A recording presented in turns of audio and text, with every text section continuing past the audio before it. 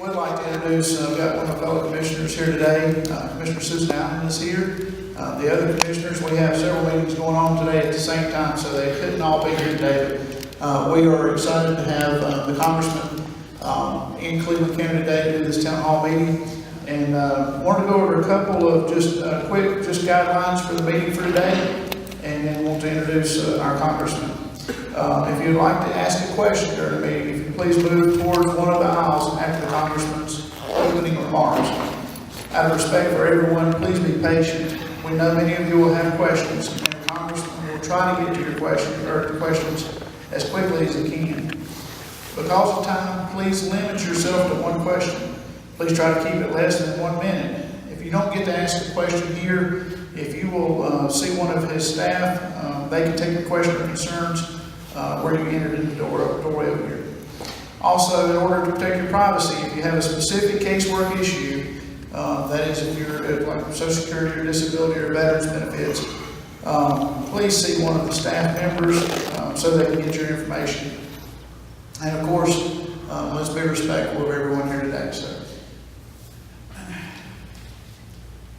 Congressman McHenry is currently serving his 5th term. He represents the 10th district here in North Carolina, and that comprises of 7 different counties, western North Carolina. They give me a long list of his credentials. He has been working extremely hard for us in Washington, D.C. He is involved in a lot of different programs up there and a lot of different committees and subcommittees. But I want to tell you a little bit about the importance for us to have Congressman McHenry in D.C. representing us. On many occasions, I have personally witnessed some of the things that he has done, whether it be with Veterans Affairs or he's even helped work with legal immigration proceedings.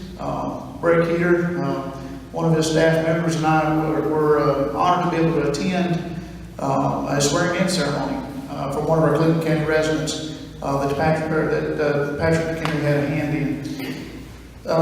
He's also helped with infrastructure needs in our county. If we need something here, things that the county has identified that we need for us to be able to do business here, he is just a phone call away. So I consider him a friend. He is definitely a friend to Cleveland County as well. And with that, I would like to introduce our Congressman McHenry.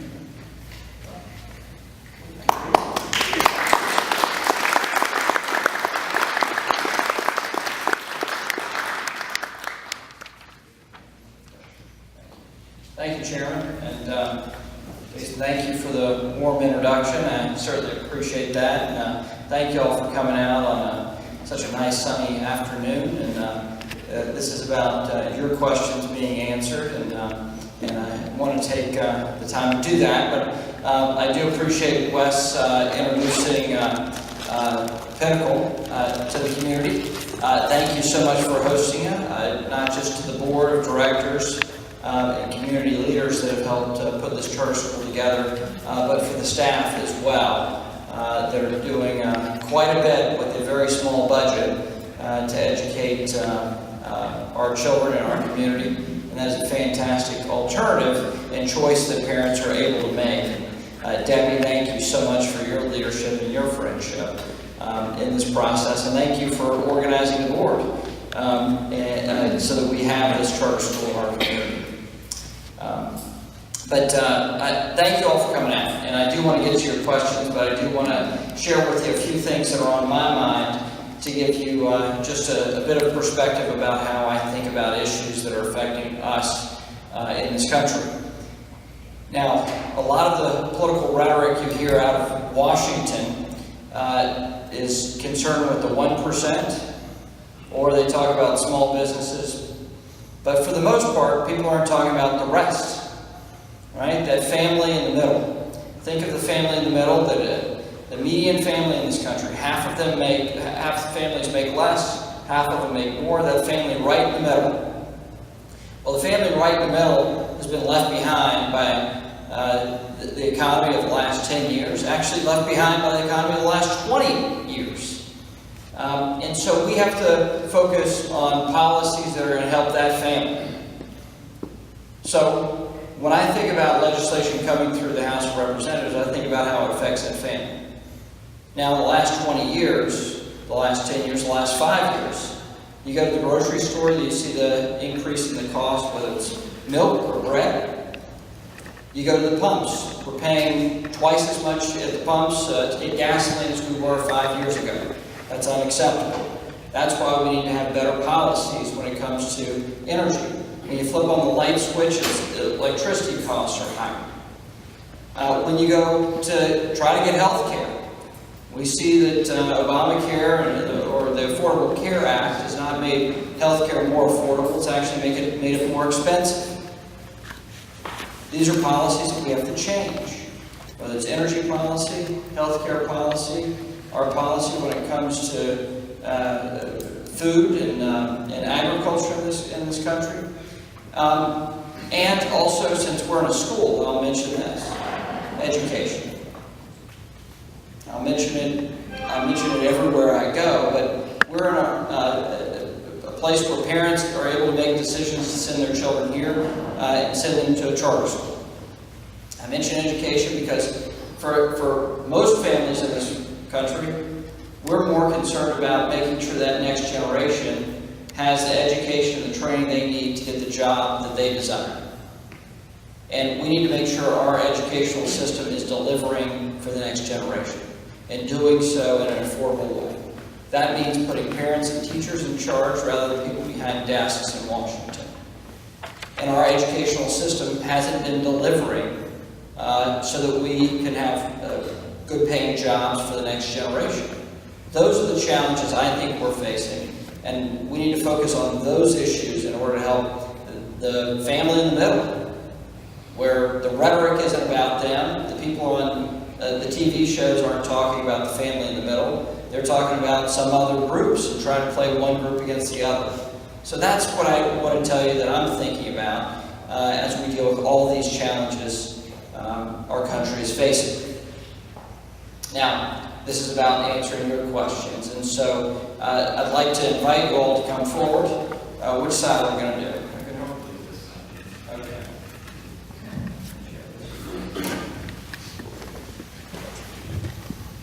We're doing a microphone dance here.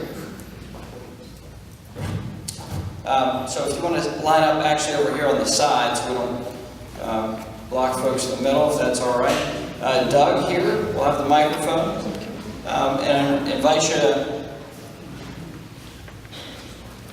come forward. Now, we have a lot of folks here, maybe coming to a town hall for the first time, young people here as well. So I just asked that in a public venue, that we're mindful of our language. We're here in the South, so we're politer than the rest of the world. But you don't have to be polite to me, but just be polite to the folks in the crowd.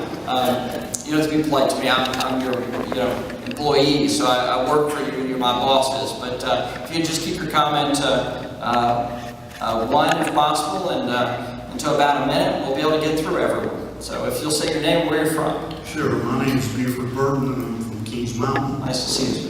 Good to see you. Thank you for being here. Thank you for giving us the opportunity to speak.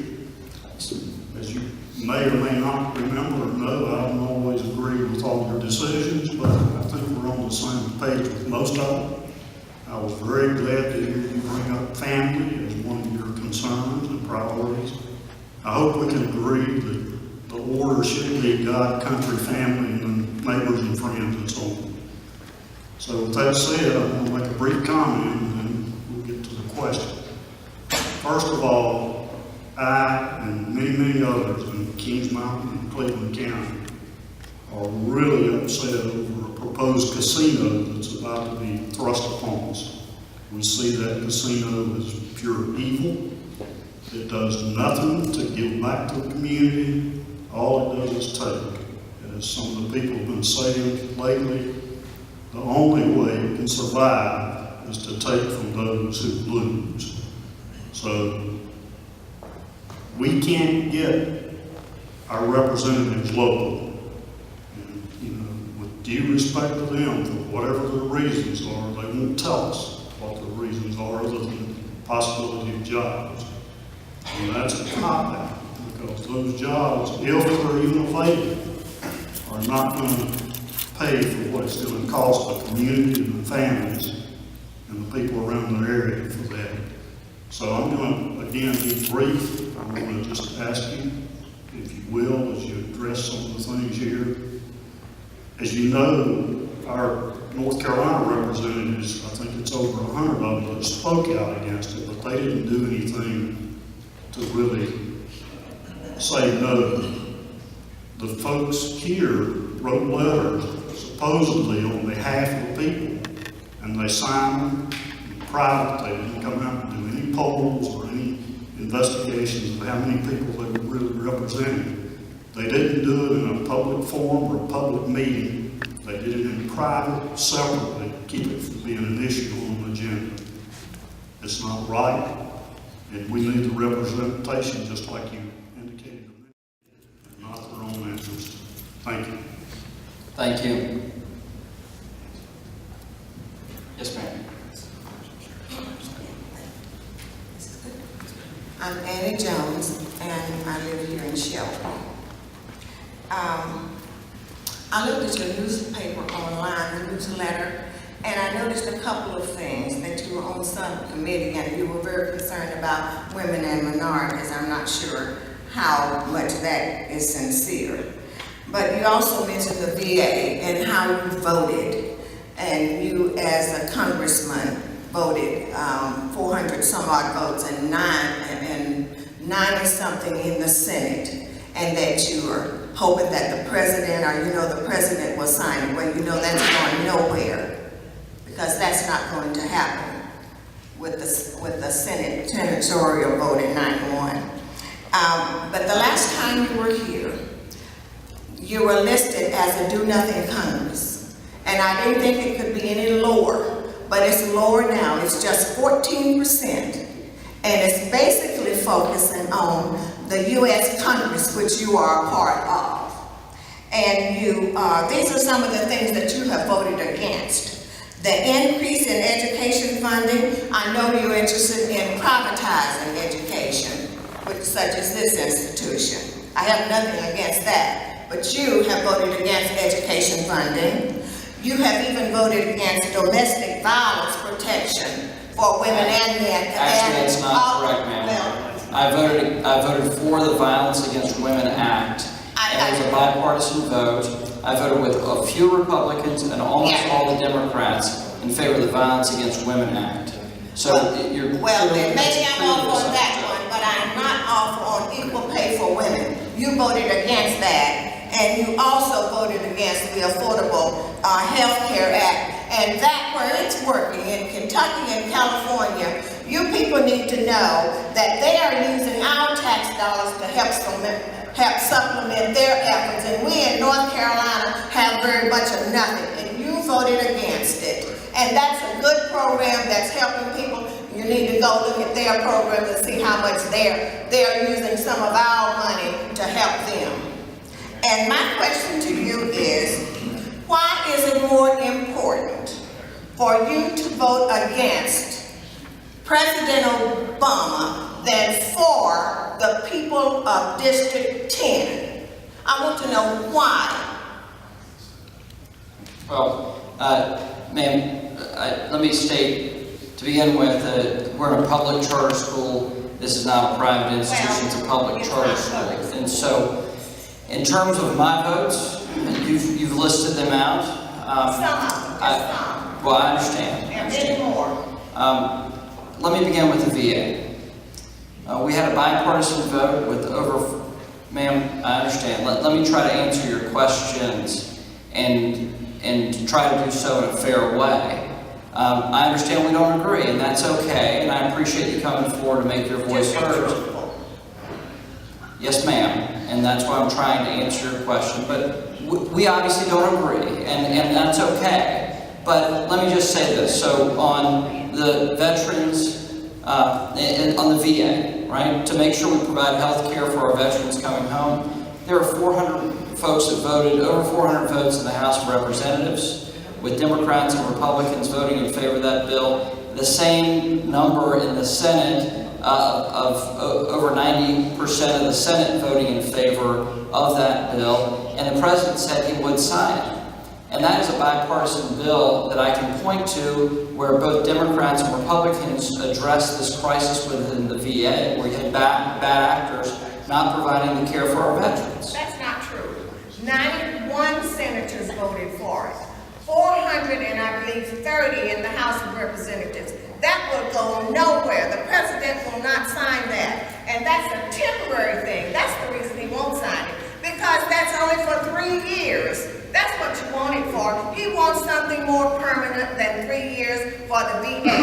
You voted for that temporary fix. And he will not, you can follow it, folks, he will not support it. Yes, ma'am. That's a fact. So you need to get your facts straight. You're our representative, and you should tell us the truth. Actually, I am, ma'am. And the fact that you had almost all the Democrats and almost all the Republicans vote in favor of that bill is a bipartisan bill. And look, I understand. And we have other folks in line. I'm going to take their questions now, ma'am. Okay. Thank you. But you have a dismal record for helping the people of District 10. Well, I'm proud of my vote against Obama. Well, I'm not proud of it. And some of you may be proud of it, but you are not supporting us. Well, actually, If you're real flag. Yes, ma'am. Ma'am. Yes, ma'am. We are in the South, and we try to be polite to one another, which means we try not to yell at each other. And so, if we could just allow everyone to say their piece, and I'll try to do the same, be respectful of those that are asking questions. Yes, sir. My name is Jim Testier, and I'm a conservative, and I have voted for yourself every time your name has been on the ballot. I have some comments and a question for you about foreign aid. A couple of years ago, someone sent me an email that had an attachment, and it was a YouTube video, the attachment, and it was a video of Congressman Ted Poe, and I understand he is still there. He was making a presentation on the floor of the House about foreign aid. And in the video, he stated that there were 192 countries in the world. And over 150 of those countries we support financially. And then he went on to say that the remaining countries that we don't support financially, most of them we support militarily. And you know, I look at our country, if you watch the evening news, there's concern about funding for Medicare, for Social Security. We hear that we don't have enough money to properly pay teachers. We don't have enough funds to build new roads, to maintain the ones that we have. You just look at our country financially, and we're in a pretty desperate situation. And then I see that we support almost the entire world. And if you support them militarily, really you're supporting them financially.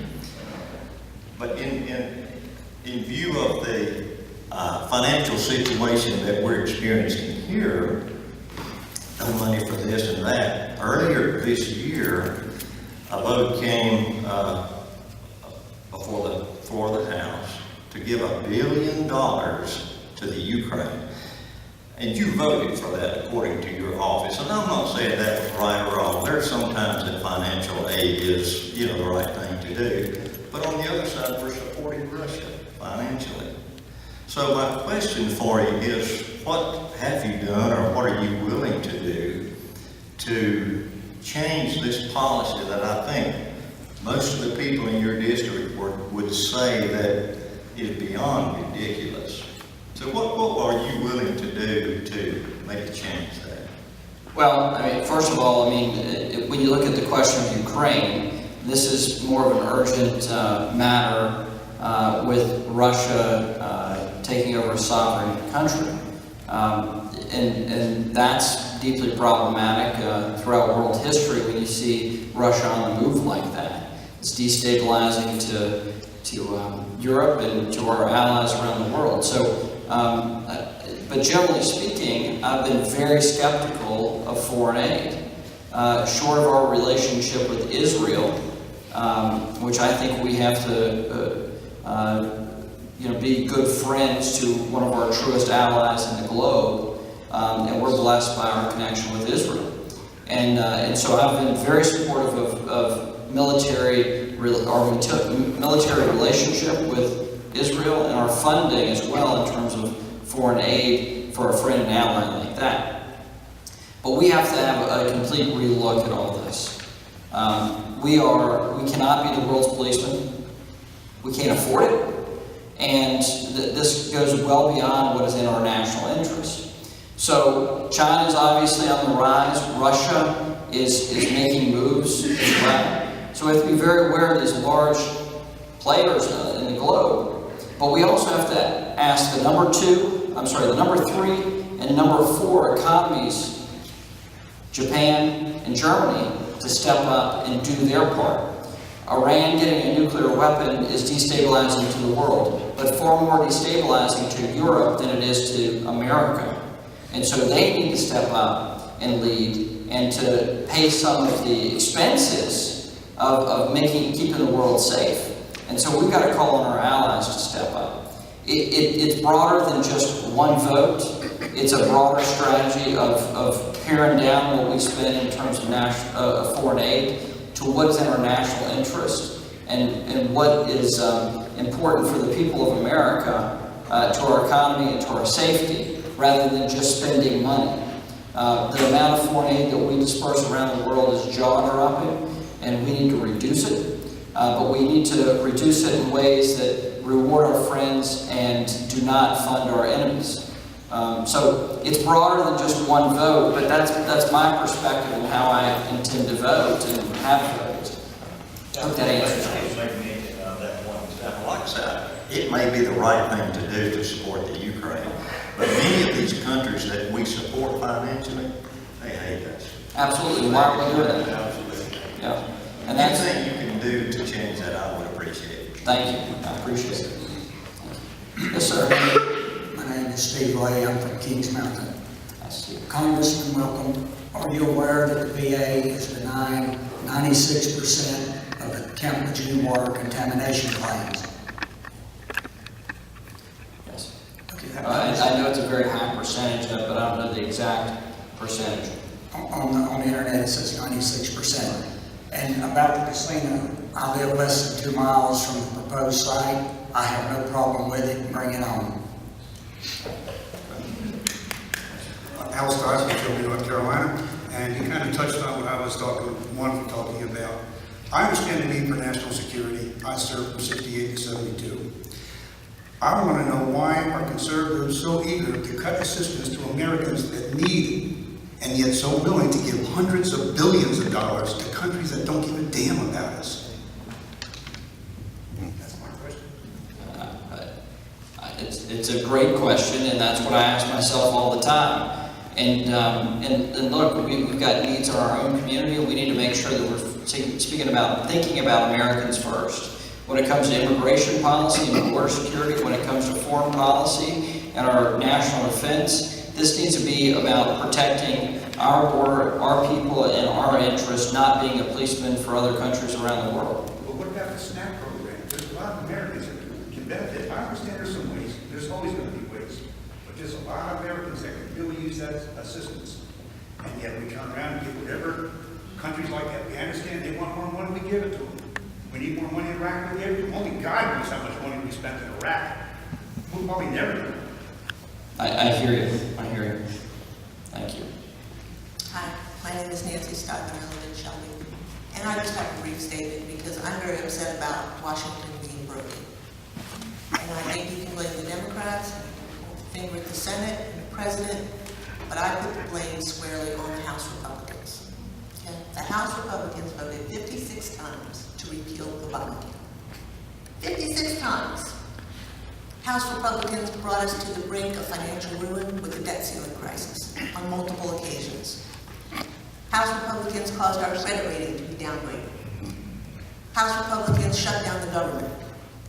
And I don't believe that House Republicans are interested in compromise or in governing or in government.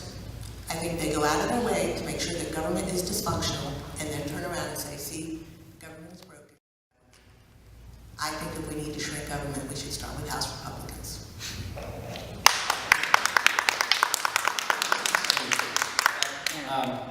I assume you're clapping for her, not for me. I certainly understand your perspective, and I see that we disagree. But look, there's plenty of blame to go around, not just for Democrats, but for Republicans too. Truly, we have a system of government that is enduring.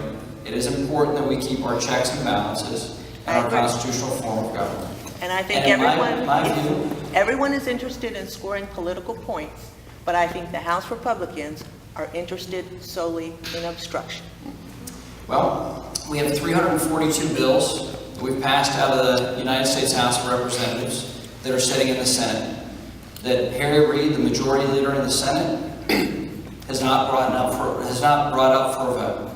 98% of those bills passed the House of Representatives with Democrat votes. 98% are bipartisan coming out of the House of Representatives. You can check the score for yourself. So I would point to the Senate as a do-nothing Senate. Now, in terms of the action we've taken on Obamacare, well, I opposed Obamacare and I voted to repeal it and make changes to it. But we also succeeded in seven ways of repealing sections of Obamacare. And going forward, you have to admit that it is a flawed writing of the law. It's not a perfectly written law. I think we can at least agree on that. And so there is going to have to be, going forward, we're going to have to address this law because I care about my constituents getting quality access to affordable health care. And look, you can score political points by making statements, and I can try to go back at it, but that's not fruitful to reforming health care in the long term, so we have to figure out ways that we can work together. And this system of government is a complex and difficult one to get anything done, even in the best of cases. So we have to work. You send me to Washington, and maybe we don't agree, but you send me to Washington to try to work with people to find a way forward to get things done for the American people. And if you think you're frustrated with Washington, I'm even more frustrated. But that doesn't mean I stop trying to work with people to get things done. And I succeeded in one piece of legislation last Congress called the Jobs Act that came through a Republican House, a Democrat Senate, and a Democrat President signed it. And I wrote a portion of that law. You can actually have bipartisan achievement, but you have to work through those issues and those challenges. And that's what I'm trying to do. And we're not going to always agree on every issue, and that's okay, but I think it's important that you come forward and make your voice heard, and thank you for giving me the opportunity to respond. Yes, sir. My name is Dan Hall, I'm from Shelby, and I come to talk, you probably had this problem, talked to you before, if you don't remember. There's a road down here off of 198, off of Lavender Road, just below Shelby. It's a dirt road, it's 20 homes. They've been trying to get something done to it for years. Well, they got, I appreciate what you and Tim Moore have done for it, as far as you can go. But anyway, it's a dirt road, the bus won't go down it, and male people threaten not to go down it, but they say on account of some kind of technicality that they can't pave it unless they do it first, and it would cost each resident $10,000 apiece, but they can't afford it. Well, they said, well, how about coming up here and scraping the road? We don't do that. Well, they pay taxes, what are they going to get out of it? And I believe if you get some high officials, go down there and look at that road. Basically, when it rains, you can't hardly get in the house. It's about a half a mile and 20 homes on it. But, you know, they deserve better than this. If anything can be done about it, but I appreciate you and Tim Moore. Thank you. Well, we're trying, and That's all right. we'll talk afterwards, okay? All right. Thank you. Yes, ma'am. Hi, my name is Mary Mallory. I'm coming from Saluda. I couldn't make the meeting on Monday Well, I'm sorry about that. I'm sorry about that. because I was at the Memorial Monday in Asheville. And I have a couple observations just about this, but then I want to ask you a question. I understand if you get 5 weeks break, why there are only 3 days of town meetings that you're having. And out of 6 meetings, 3 of them are during the time when people have to work, if they're lucky to have a job. So I just don't understand why at 2 o'clock in the afternoon, this is when you choose to do this. But Well, I'll tell you why, actually. well, I don't want that to be my question, because I don't agree with you on anything. Anything? Nothing. And I'm so ashamed that you're my representative, and I hope that we will defeat you. But, Well, on that happy note. on that happy note, I do know that, I just have so much I'd like to talk to you about. I just don't even know where to start, but I guess I'll start with the fact that my mother and my grandmother and Republicans just say all the time that the idea that there's a war against women is all in our imaginations. But I have to tell you that from my perspective, in addition to taking aim at a woman's right to choose, and on the issue of birth control, you guys have blocked equal pay legislation, a minimum wage increase, expansion of Medicaid, all programs that affect women disproportionately. You're trying to weaken Social Security. You won't even discuss family paid leave and the need for child care. If it's not a war on women, it sure as hell feels like an assault. And I just don't know why any woman in America would vote for Republicans. So I guess, you know, you have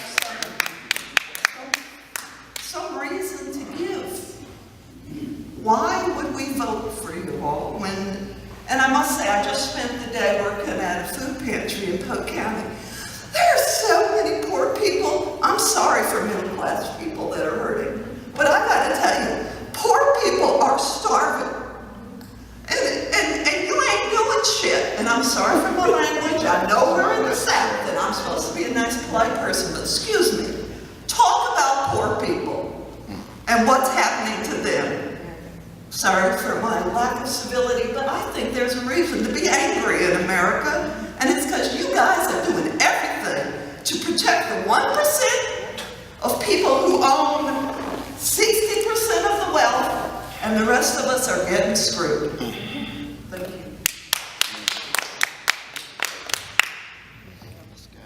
Well, we have programs that are failing people. And I agree. We have programs that are important and they're failing people, and they need to be funded and taken care of. Now, simply having public housing doesn't mean you care for people, though. It doesn't mean you're trying to improve their lives. When the average tenure of public housing in America today is 9 years, all we're doing is housing people. We're not actually trying to care for them or get them back on their feet. Housing is actually a very big deal. Having shelter and having a roof over your head. Did you hear what I said, ma'am? I said it was important, but we are failing people by simply putting them in government housing and not trying to get them back on their feet and get them independent. I think it's important that people be able to get into the workforce if they're physically and mentally capable of doing that. And I think it's important that people find value in work. And it's important that we improve the economy. What I'm talking about is getting people into full-time work. What we saw last month is we had 200,000 new jobs, and everybody touted that as a wonderful achievement. And it was good. But if you look under those numbers, we created about 700,000 new jobs that are part-time. And we lost about 500,000 full-time jobs. So replacing full-time work with part-time work doesn't improve a family's life. So that's what I'm trying to talk about. And look, we may disagree on a number of social issues, and that's okay. We all have a different perspective in this room, across the country. That's not news to anyone here. Anyone who pays attention to the political debate. And we're not going to resolve that overnight.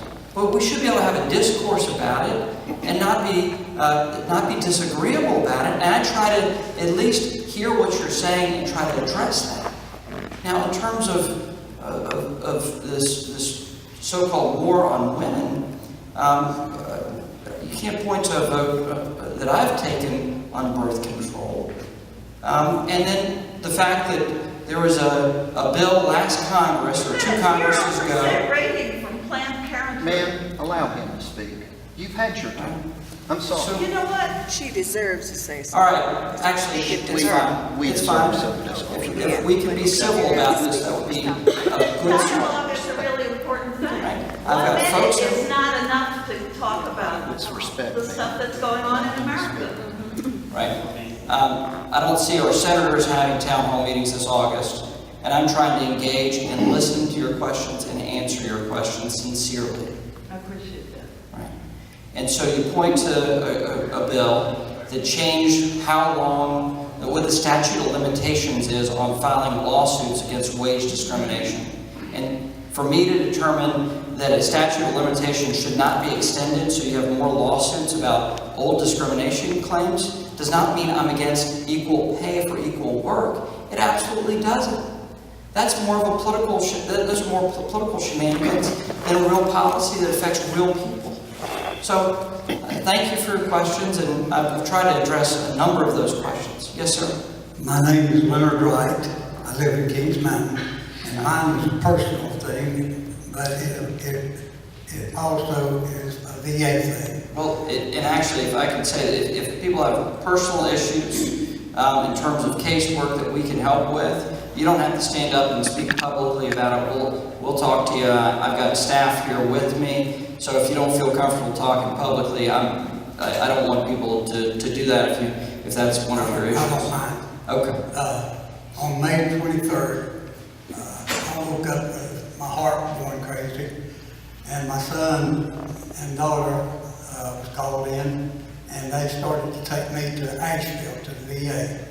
My son got to Shelby, and he said, I'm going to stop at the emergency room and let them check you. And when he did, they told me I had an AFib. And they ended up kept me there for 2 days. The day he took me in, he called the VA in Rolston, which is where I go to now. And they told him that since it was an emergency, that the VA would pick up the tab on it. Well, I started getting bills, so I started calling, and finally got to the head office in Asheville and left them a message. They called me back, and they told me that for 2 reasons I didn't qualify for that. One was I didn't have a service-connected injury, and I had insurance, Medicare. And because I had Medicare, and because we were misinformed, I ended up with about $2,000 worth of bills. I'm not upset about having to pay the bills, but I am upset because one person told me that it would be taken care of. Another person said, no, it's not going to be taken care of. So that's another one of those things with me. I've had good service with them, and I even had prostate cancer in 2006, and I'm still kicking. And they've told me that I had 4 surgeries at Asheville. Well, thank you for serving. Thank you for They've told me serving. good, but there's some miscommunication somewhere. And if we can talk to you afterwards and see if there's anything we can deal with, we can help with on this particular matter to make sure you get the best information. Since you got wrong information, your second information may not be right either. So we'd like to take your information and see if we can find out and get to the bottom of this, if you would. We'll talk to you afterwards. One of the fellows over here could talk to you that works with me. Thank you very much. Either Matt or Chaps. Hi, I'm Ken Tessler. I live in Shelby, and I just wanted to express some concerns. I think, like a lot of people, I've lost confidence in the leadership of our government. Leaders seem to be more interested in their own political parties and personal power than what is good for the country and the people they are elected to represent. I would like to ask you, how are you different than these people? Also, some of my major concerns are with immigration and border security. I'm not against immigration, legal immigration.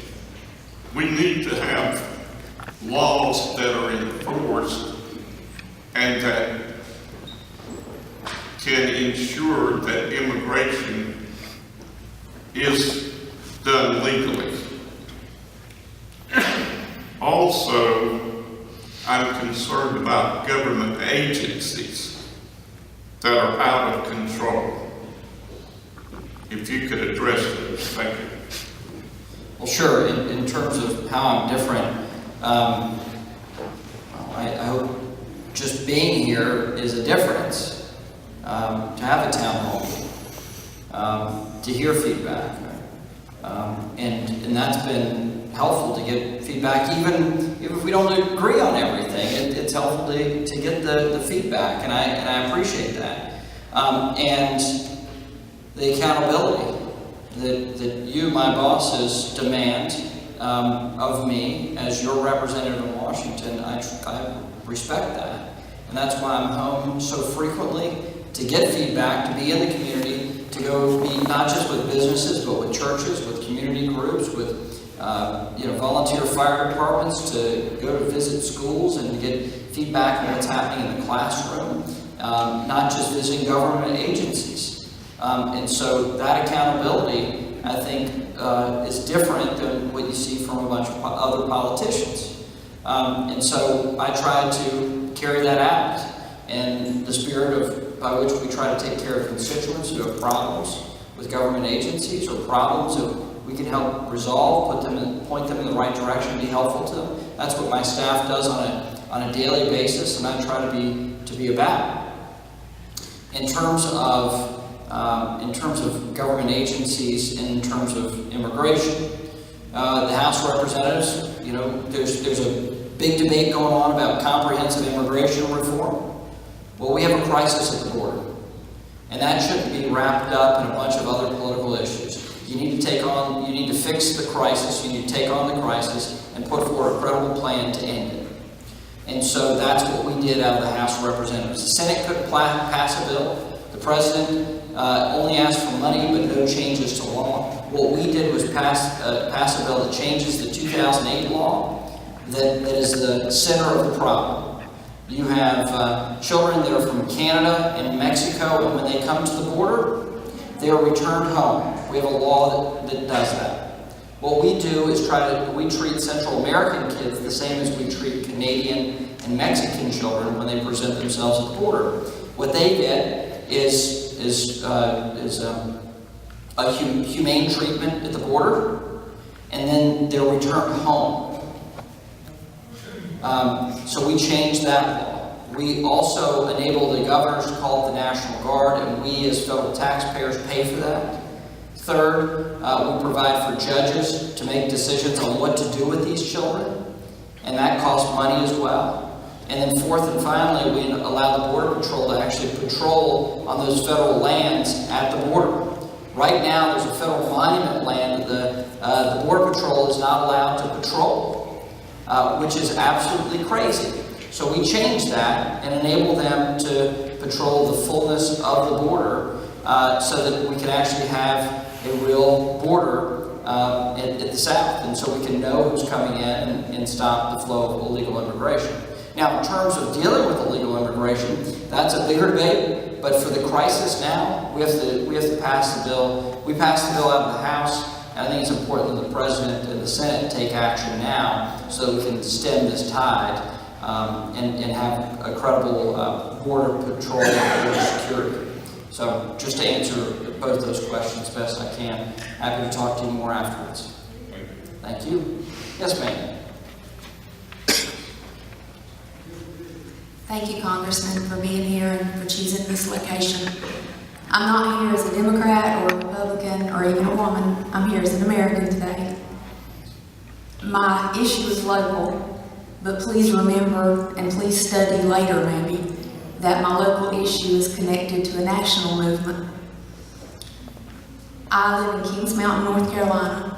I am part of the Kings Mountain Awareness Group, and I am concerned as a citizen, as a business owner, as a mother, as a Sunday school teacher, that government-supported casinos, government-supported gambling is not good. It will only help to cripple an already limping nation. This will set a precedence if this casino is allowed, if this land is put into trust in Kings Mountain. And I am speaking for over 1,200 local citizens, and I have verified that before I say I'm speaking for them. And I would just like to ask that you would help us oppose predatory gambling and government-sponsored casinos.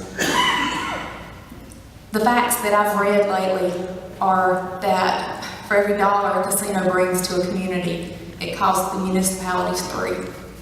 And for every job it may create, it costs the locals $1.5. And I'd just like to request that you do stand on this with us, or at least give it your further attention and some investigation. Thank you. Thank you.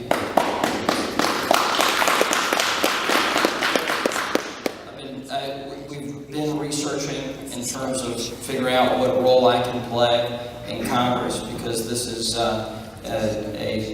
we have laws and a number of court cases that determine how this matter is dealt with, and I'm trying to figure out what role I can play, if any, in it.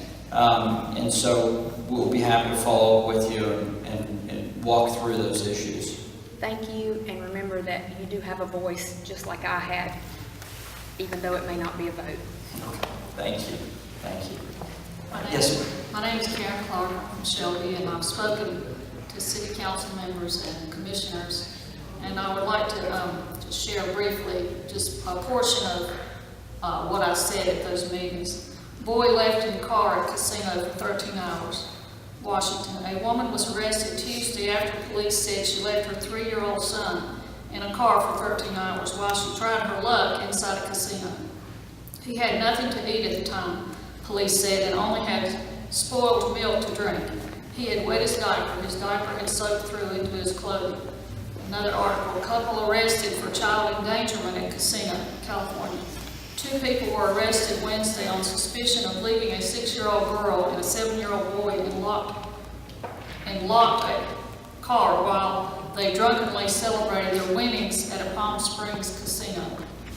Baby dies while waiting for mom in casino parking lot, California. A 1-month-old boy stopped breathing and later died in the parking lot of a tribal casino while he and his sleeping father waited for the infant's mother. She had entered the casino more than 6 hours earlier. This is prostitutes and pimps. I mean, is that really what we need here? I don't think so. And the crime is going to skyrocket. And research has shown that within 5 years after a casino comes, the local businesses are just shut down. And so I think people are not really looking at the broad picture. They're just seeing, jobs. But there's more to it. As I've researched it, there's a lot more to it than meets the eye at first. And so I would just urge you and beg you to do what you can to prevent that from coming. Thank you. Yes, ma'am. Good afternoon, Representative McHenry. My name is Eltresa Price Prime, Castonian. Had the opportunity to hear you on yesterday, trying to make sure that I stayed within the minute and only asked one question, so I'm here again today. But again, as I sat and listened to a lot of the people talk, some of the issues that were brought up are issues that are mine as well. So I go back to my almost original question, but in a more nuanced manner. With the amount of time that you have when you're not in session over the next, from now until the end of the year, is it possible for you to and your staff to work out where you all can have more comprehensive type conversations with us that are your constituents? Even if I don't necessarily agree with you, you pointed out to other members of the audience, this is not really a dialogue. What I hear is the same things that I can hear on Fox News or CNN or get off the internet.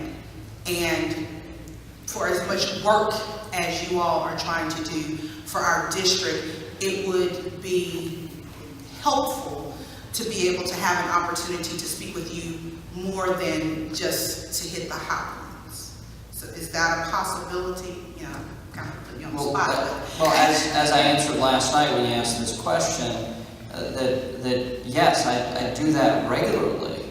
And it's not just business visits, it's community groups, it's nonprofits, it's educational institutions, it's local elected officials, and chambers of commerce, and small businesses, and individuals. I mean, and so what specifically are you asking for?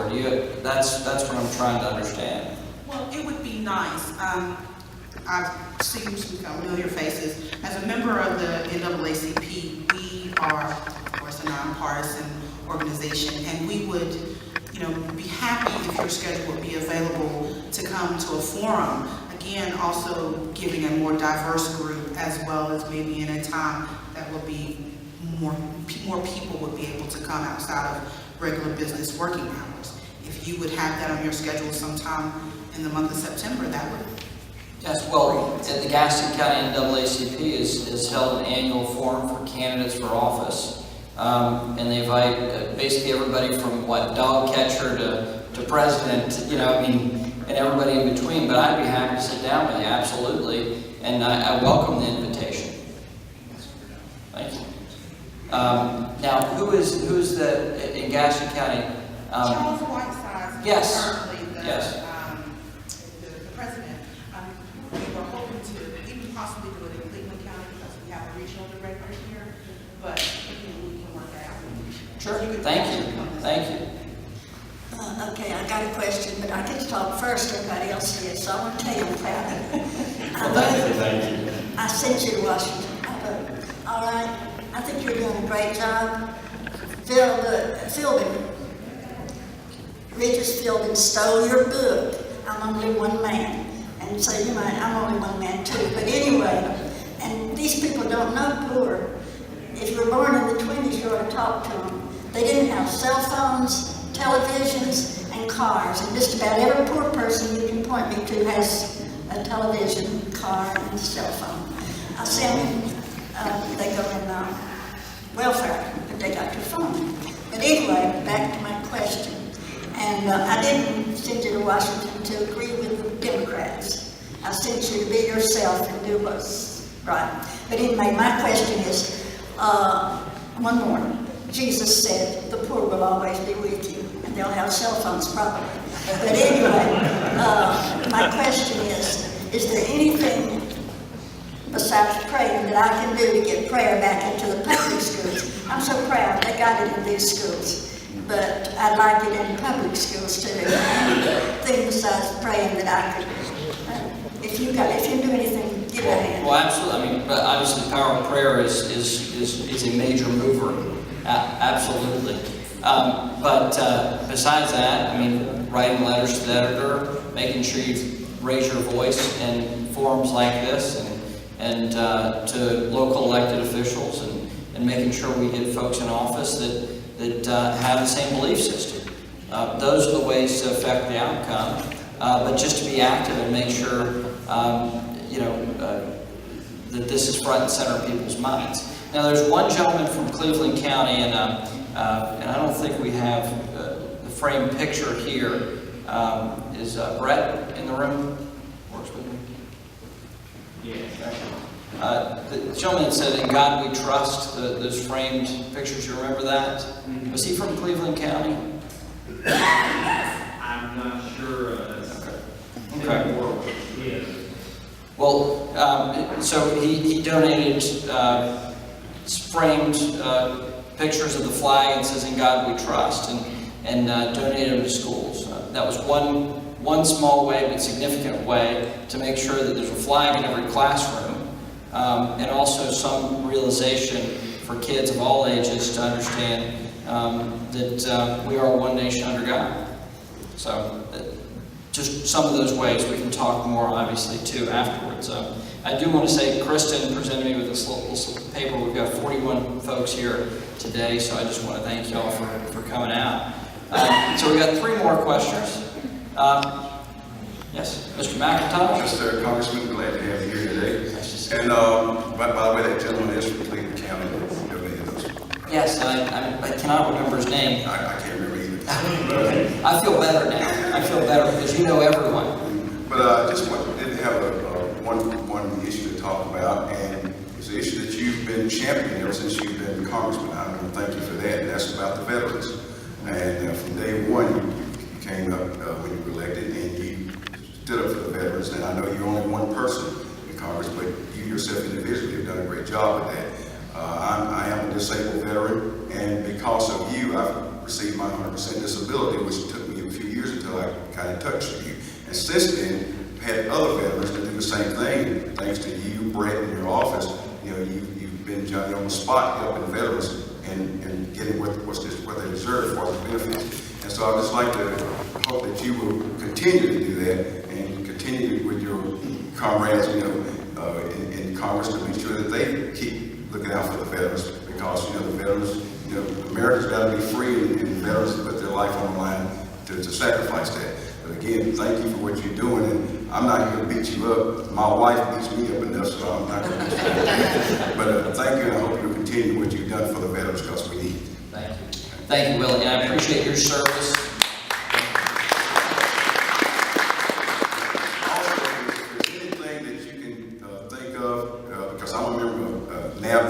DAV, and we with this group of us that's going around making sure that other veterans can contact your office to make sure they get what's needed. So if you can come up with any ideas to help us, help these folks to get to you and do that, just let us know. Thank you. Thank you, Willie. And Willie, thank you for your service to our country and also to our county. You've been a fantastic community leader, and I know we don't always agree on every issue, but the fact is when you tell us that we can help somebody, we always go try to do our best, because you're always out there in the community and working with people, and I'm grateful that you help us help people. Thank you. Appreciate it. Thank you. Yes, ma'am. Good afternoon. My name is Candace Harrell, and I'm a resident of Catawba County. And not only that, I'm a veteran as well. And anyone, thank you for serving. Anyone, Republican, Democrat, Independent, it doesn't matter. If you care about the vets, that's something that is important. Anything else, that can be up for grabs. But let's see. You mentioned about the part-time job, so that's really where I want to go with this. In this day and age, the working people are grateful for those part-time jobs. It's something is better than nothing. And the thing that I want to say also is that a good majority of employers are only hiring part-time as a counter to not offering them insurance. So they will keep them at 30 hours so they do not have to offer them insurance. Further with that, I typed up my notes so I wouldn't forget anything. As far as globally, we are behind other first world countries as far as healthcare is concerned. And I want to know, how will repealing the Affordable Care Act make Blue Cross and Blue Shield and other companies more competitive when only the nationwide ACA prompted them to do so at this point? Well, and I understand your perspective on supporting it. One of the things that the ACA does is define full-time work as 30 hours a week. And so what you're seeing is employers, in order to not trip that, hire folks for 20 or 25 hours a week. The first thing I would do is actually move that to a definition of full-time work that I think everyone agrees upon, which is 40 hours a week. When you do that, you actually raise take-home pay. Instead of somebody getting 20 hours, they can get 30, 40 hours, right? I mean, one simple change like that will have a greater impact than changing a wage, right? So is that just an amendment that you would make to its current status? So, you think that it would have other effects? Right. So, as you know, I didn't vote for Obamacare or the ACA, right? Does everyone know that? Right? Who has not heard that Republicans didn't support Obamacare? Right? So I don't have to keep restating this, that I don't support, that I didn't vote for it, and that another individual said that I voted a number of times to repeal it.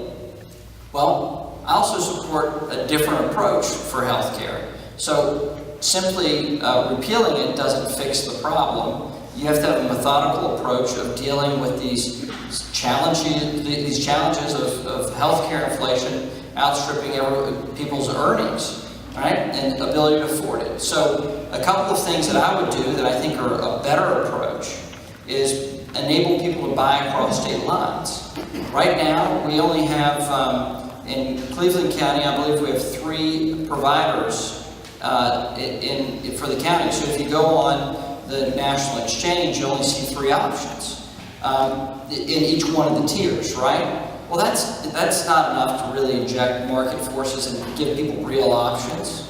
So being able to buy across state lines would force more people to compete, I believe. And also enabling small businesses to band together so you can actually negotiate with these health insurers, because they're part of the problem, not part, a reason why a number of us are frustrated about the delivery of health care. And then beyond that, one of the things Obamacare does that is a very positive thing is it eliminates the discrimination against a pre-existing condition. I think there are better ways to deliver that same result in terms of the structure of the law, and reforming that would be a very positive step. And so I do think we should enable people to get access to health care, but it needs to be affordable. If you have a chronic condition that is not of your own making, you should be punished for that. Not as a society. As a society, I don't think we should force that on people. So look, it's a number of different things I've just said, but what you hear is that I don't support Obamacare, and what I'm telling you is there are better ways to deliver those services, I believe. And so working through that, it's not going to... When you talk about healthcare reform, a partisan approach will never be accepted by the majority of the American people. So you have to have Republicans and Democrats work together. Amendments, you weren't saying, though about the vote, though the voting previously for repealing, you were talking about amendments. And if it can be better, then it should be made better. But just to repeal it and it goes away, then people aren't really considering what the situation would be like if there was nothing. Right. This thing has made leaps and bounds for a lot of Americans. It has. So just to pull it away and not have an answer, that's scary. So, well, yeah. And if I'm going to offer you an alternative to the current policy, I actually have to have an alternative to the current policy. And so when I'm advocating for these things, it's legislation that I've supported that build on those changes. And that's the only way to be credible. If you say this is the best way and I support this, and I say no it doesn't, that's not a real debate. That's 12-year-olds fighting, right? Not real political discourse. Right.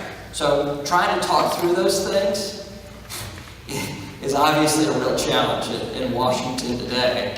And over the last couple of years, So anyway, thank you. Thank you. Thank you. Yes, sir. My name is John Ghost, and I'm from here in Shelby, North Carolina. And just to address an issue somebody else brought up a moment ago, I used to teach mathematics in school, and as far as I can tell, as long as there are math tests, there's going to be prayer in school. So the thing is that it's not so much a matter of, what was stopped is to have official prayers that were led by teachers and administrators. What bothers me more is not that is taken out, because I agree with the fact that we're not trying to establish a particular religion, but there's also the free exercise clause that seems to be ignored completely. And we have people come in and doing something in a school that, write a story about your favorite hero, and somebody writes a story about Jesus Christ, and a teacher jumps down the student's throat because they love Jesus. Now that right there is just plumb ridiculous. That is not something that an administrator is doing. That is suppressing the right of the child, which I think is just totally wrong. But that's not the issue that I came to address. That's just one that came to my mind when somebody brought it up. The thing that I'm concerned with is the fact that you, the president, everybody in the military, police officers, when they take their job, they take an oath of office. And in the higher parts of government, that oath of office is to protect and defend the Constitution of the United States. The United States Army is not the private bodyguards of the president to do his bidding. They're not his personal guard. They are the Army of America, and he is during times of war, yes, he's the chief. However, the role is to protect the Constitution. And we have remedies when we have enemies, both foreign and domestic. Right now, we're experiencing a domestic enemy who is threatening the Constitution and blatantly defying it. Instead of protecting it, instead of honoring it, instead of defending it, he's outright defying the Constitution. Coming out and saying that he's going to do things completely in violation of it and completely ignoring, the protocol of Congress starting the law and the executive branch, signing the law once it is initiated in Congress. And, it really is, I'm going almost crazy about this immigration thing where we have this alien invasion. It's not really shouldn't be called immigration. Immigration is when you go to an embassy, you fill out an application, you say, I would like to come to a country, and then you get in line behind everybody else who's also trying to immigrate. What's happening right now on the border of Mexico is not immigration, it is an alien invasion. These are not immigrants. Not one of them has filled out an application to ask to come here. They're just invading, and they're just aliens who are invading. They have no rights. They have they have no justification of demanding of our government anything other than a return ticket. Matter of fact, we haven't charged them for that. And for President Obama to want to try to grant amnesty to every illegal alien that's in the United States right now, in spite of Congress, is just about to make me go crazy. And I don't understand why Congress doesn't move forward on impeachment proceedings against someone who has violated numerous times the Constitution of the United States of America. You have an oath of office to defend it as much as he does. He is violating it by breaking it. You need to honor it by defending it. And it may not be politically expedient, but it is the right thing to do.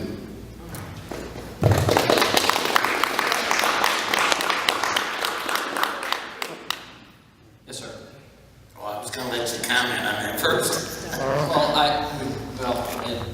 As you know, based off your question, I don't think that's the right approach, and I don't think this has met that test of high crimes and misdemeanors in the Constitution. And we just disagree on that. It's not that I lack frustration with this president. It's just not the right way to express it. And what I've tried to do is push forward in every legal means, legal and ethical and moral means, to defend the Constitution and to defend my oath of office, and do that in a way that's responsible. And that's what I've tried to do. And I'm sorry we just disagree on this matter. Yes, sir. First of all, as of 2 o'clock, our president has failed to recognize the death of a two-star general.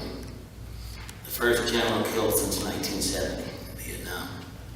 He doesn't even recognize it. Second, we had an E6 Special Forces guy get killed. He's from South Carolina. He played for Gardner Webb in South Carolina. Not recognized. I spent 23 years in the Army. 16 was in SF, the other 7 as a military police officer. I did the same thing he talked about. I made a vow to protect my country from foreign and domestic. I stuck to it the best I could. But people don't always play by the rules. And it's the same way in Congress. I'm not a Republican, I'm not a Democrat, I vote independent.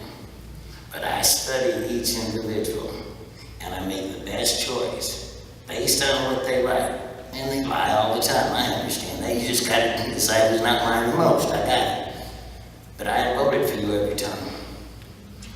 You have stood up for veterans over and over and over again. You stood up for me. I got over $250 million worth of parts and nobody knows that I did. But you got me benefits they wouldn't have gave me. And I appreciate that, I respect you. And I respect the fact you're a family man. You haven't been married long, and if I'm not mistaken, you got a child on the way. Yeah, due date's in 13 days. Yeah, most people don't know that. You've got a child on the way. You got your hands full coming up. I respect the job you're doing. You're not perfect. Nobody in Washington's perfect. Everybody has their own opinions. I don't care if you're a Democrat, a Republican, an Independent, a Tea Party. Y'all got your own opinions. But somehow, like you said, we all got to work together. Forget the labeling. We're all Americans. We're all here for a purpose. And like one lady said, you had been here in the 1920s. I wasn't, man. But I had been in communist countries. I've been in the jungles of Africa and Panama and saw communists living. Kids die in their bellies filled up with air because they're dying. We are blessed to be in this nation.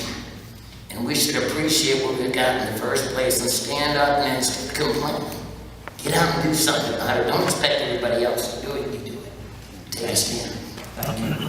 I appreciate it. Thank you. I appreciate it. And, thank you for your sacrifice for our country so that we can actually come here and disagree. You know, that's one of the marvels of our democracy is we were able to do this in an open setting and air our grievances and differences of opinions. So thank you. Thank you. Yes, sir. You are our final questioner today. Better make it good. No, I'm kidding with you. Sorry. I'm concerned with the out of control of the government agencies, but not only that, but the militarization of the police forces.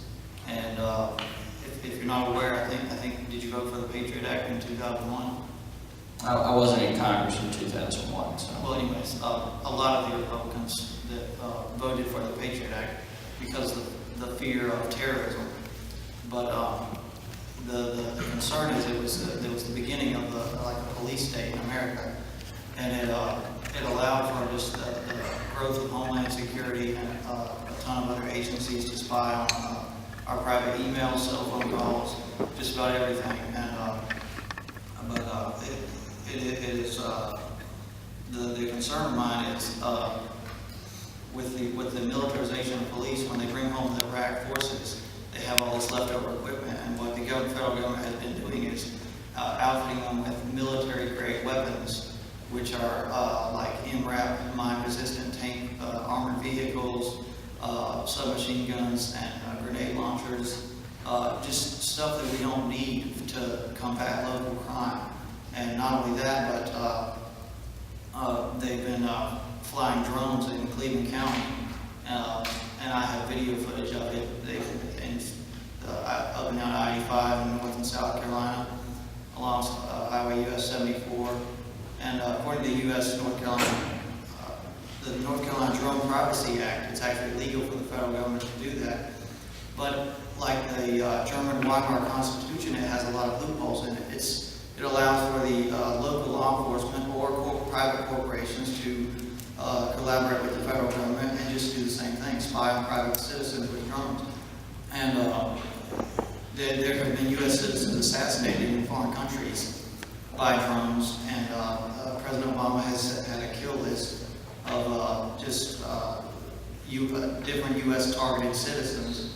The IRS has targeted U.S. citizens, and it's just a great concern of mine of what is, as you as our local representative, what are you actively doing to combat this out of control federal agencies and this local law enforcement that are becoming more of a military police force? Well, ensuring that the NSA isn't reading your emails. That's one, and that was an amendment put forward by Congressman Amash of Michigan last year that changed this program that you've heard a lot about in terms of listening to and seeing connections between phone calls and all that. And so we said that that is prohibited for the NSA to do that. But I mean, there are things that the government is permitted to do under the Constitution that society will not accept. And we're entering into a time where the American people are understanding more of what the government's doing, and they like it less the more they understand it. And so we have to make sure we also be very concerned about national security. Obviously, we don't want to permit terrorists from getting away with bad actions, but we also don't want to have the government spying on American citizens without any checks and balances on it. And so we're in a moment of reordering that. And I'm on the side of making sure that we protect the American people from encroachment on government agencies. Good example of the government going way too far. Did you see this video of the individual that had a couple of SUVs they imported, and this is a Land Rover. Land Rover, is that what it was? Yes. It was in Mooresville. I don't know if you all saw this video. But the EPA came out with a SWAT team to seize these Land Rovers he had imported. It was the most heavy-handed thing. You would have thought that they were terrorist or drug dealers. They imported cars illegally. Yeah, they actually needed to be prosecuted. They need to have the car seized, but that doesn't mean a government agency shows up with a SWAT team. The video was extraordinary. I had a lot of questions today, and I appreciate you all sitting through them, and I know the afternoon is not the most convenient time for most of y'all, as the gentleman mentioned, my wife's due in a few days, and what I did want to do is schedule town halls over the course of 2 weeks, and then our baby arrived when she wants to arrive. We're first-time parents, so we're still recognizing that this child that's yet to be born is in more control of the situation than we are. And so, but thank you all for coming out, even if it wasn't as convenient as evening town hall meetings. I appreciate y'all exchanging ideas, but I also am grateful that you've hired me to do this job, to try to be your voice to Washington, not Washington's voice to you. And I appreciate y'all sitting through this and asking good questions and challenging questions and making your voice heard too.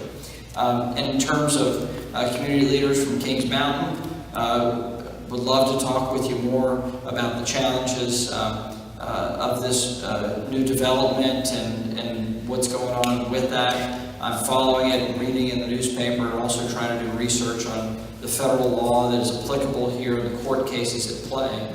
And I don't have a great conclusion on what I can and can't do in this situation, but I'd be happy to talk more with y'all about that.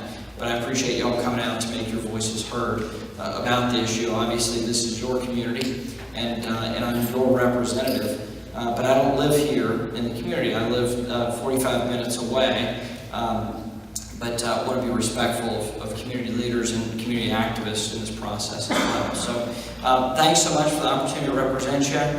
Thank you for your questions, and thank you for your prayers. God bless.